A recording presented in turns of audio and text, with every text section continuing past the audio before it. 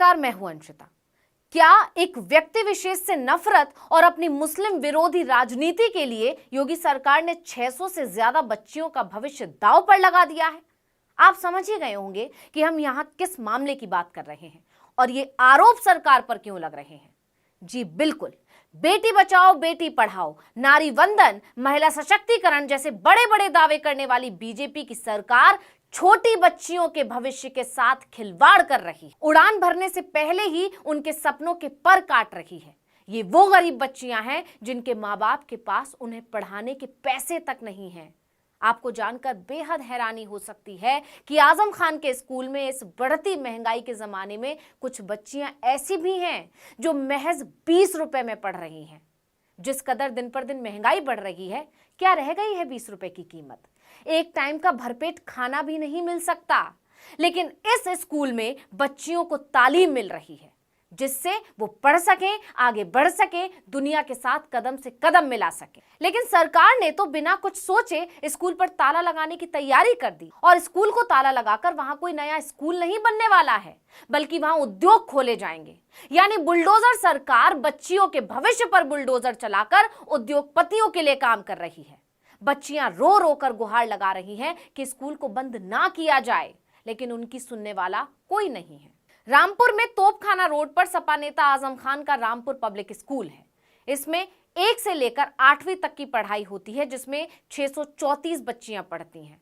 पिछले दिनों कैबिनेट की बैठक हुई। इसमें निर्णय लिया गया कि आजम खान से जमीन वापस ली जाएगी और उस पर चल रहे स्कूल को बंद किया जाएगा। इसके बाद 2 नवंबर की रात को प्रशासन ने स्कूल के गेट पर नोटिस लगा दिया। इस पर लिखा है कि अगले 7 दिन में स्कूल खाली कर दीजिए।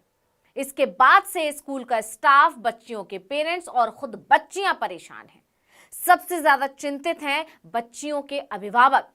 9 तारीख को नोटिस लगे 7 दिन पूरे हो गए हैं और इन 7 दिनों में इन सभी ने हर तरफ गुहार लगाई है कि स्कूल बंद ना किया जाए, लेकिन अभी तक इन्हें कोई आश्वासन नहीं मिला है।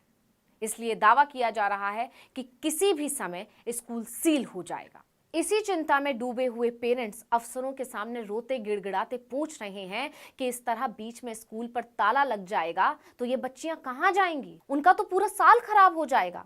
आप जानते ही हैं कि फरवरी मार्च में स्कूलों के एनुअल एग्जाम होते हैं, यानी मात्र 3 महीने बचे हैं, जिससे बच्चियां और उनके पेरेंट्स परेशान हैं। उनसे भी ज्यादा परेशान वो माँ बाप हैं जिनकी बच्चियां यहाँ सिर्फ 20 रुपए में पढ़ती हैं, क्योंकि उनके पास इतने पैसे नहीं हैं कि वो दूसरे स्कूलों में ज्यादा फीस देकर अपनी बच्चियों को अच्छी शिक्षा दिलवा सकें। इसलिए हर किसी के जहन में सिर्फ एक ही सवाल है कि स्कूल बंद हुआ तो बच्चियां सेशन के आखिरी समय में कहां जाएंगी? लेकिन किसी के पास इसका जवाब नहीं है। बस ये जवाब दिया जा रहा है कि बच्चियों का ख्याल रखा जाएगा। इस पर कुछ लोगों का आरोप है कि ख्याल रखने के नाम पर इन्हें सरकारी स्कूल में डाल देंगे। रामपुर पब्लिक स्कूल में ये बच्चियां सीबीएसई बोर्ड में पढ़ाई कर रही हैं, वहां यूपी बोर्ड हो जाएगा। सिलेबस बदल जाएगा, टीचर बदल जाएंगे, जगह बदल जाएगी, बच्चियां पिछड़ जाएंगी।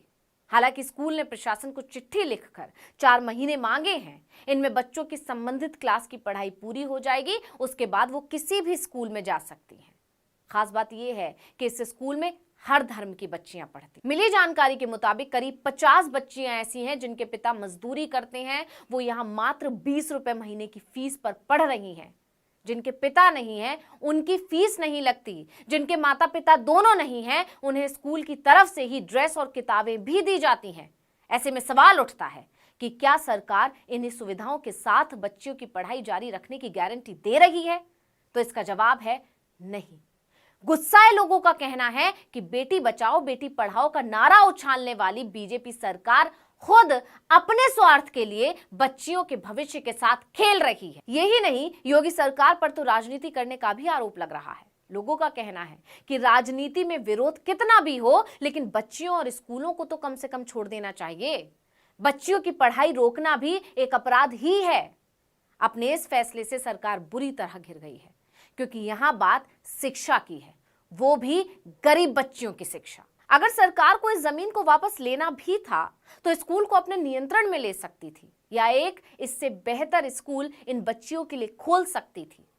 इसलिए सरकार पर आरोप लग रहे हैं कि बीजेपी सरकार के लिए धर्म की राजनीति से ऊपर कुछ भी नहीं है। इसके लिए वो किसी भी हद तक जा सकती है, किसी को भी दांव पर लगा सकती है, कुछ भी कर सकती है। सरकार ने सिर्फ रामपुर पब्लिक स्कूल पर ताला नहीं लगाया है, बल्कि उन गरीब बच्चियों के भविष्य पर ताला लगा दिया है। बता दें कि आजम खान के पास रामपुर में रामपुर पब्लिक स्कूल नाम से कुल 4 स्कूल, सारे सीबीएसई बोर्ड से मान्यता प्राप्त। एक बॉयज विंग, दूसरा गर्ल्स विंग, तीसरा इंटर कॉलेज और चौथा किड्स यानी छोटे बच्चों के लिए। मार्च महीने में रामपुर इंटर कॉलेज को प्रशासन ने बंद कर दिया था। अब गर्ल्स विंग को भी बंद करने की तैयारी हो गई है। ये स्कूल जिस बिल्डिंग में है वहां पहले मुर्तजा स्कूल चलता था। 2014 में इसी बिल्डिंग में उसके स्थान पर रामपुर पब्लिक स्कूल खोल दिया गया। उस वक्त सपा नेत्री डिंपल यादव ने इसका उद्घाटन किया था। आपको बता दें कि 2003 में बीजेपी का समर्थन वापस लेने के बाद बसपा की सरकार गिर गई थी। मुलायम सिंह मुख्यमंत्री बने। आजम खान को तब शहरी विकास, जल आपूर्ति, शहरी रोजगार, गरीबी उन्मूलन एवं संसदीय मामलों का मंत्री बनाया गया। उसी साल आजम खान ने मौलाना अली जौहर ट्रस्ट बनाया। 2005 में मोहम्मद अली जौहर यूनिवर्सिटी के लिए एक्ट बनाया गया। प्रदेश कैबिनेट ने उस वक्त उन्हें यह जमीन बिल्डिंग सहित मात्र 100 रुपए सालाना की दर से 30 सालों के लिए लीज पर दे दी। साथ ही कहा गया कि लीज की अवधि आगे और बढ़ा दी जाएगी। ट्रस्ट को मिली इस जमीन पर आजम खान ने पार्टी कार्यालय शुरू कर दिया। 2012 में सपा की सरकार बनी। आजम एक बार फिर सरकार में मंत्री बने। 2014 में उन्होंने रामपुर पब्लिक स्कूल का गर्ल्स विंग इसमें खोल दिया। बगल की जो जमीन बची उसमें सपा का भव्य कार्यालय बनवाया। पहली से 8वीं तक चलने वाले इस स्कूल में बच्चियों की संख्या तेजी से बढ़ी। इस वक्त यहां 634 बच्चों का एडमिशन है। प्रशासन ने अब इसे बंद करने का फैसला किया है।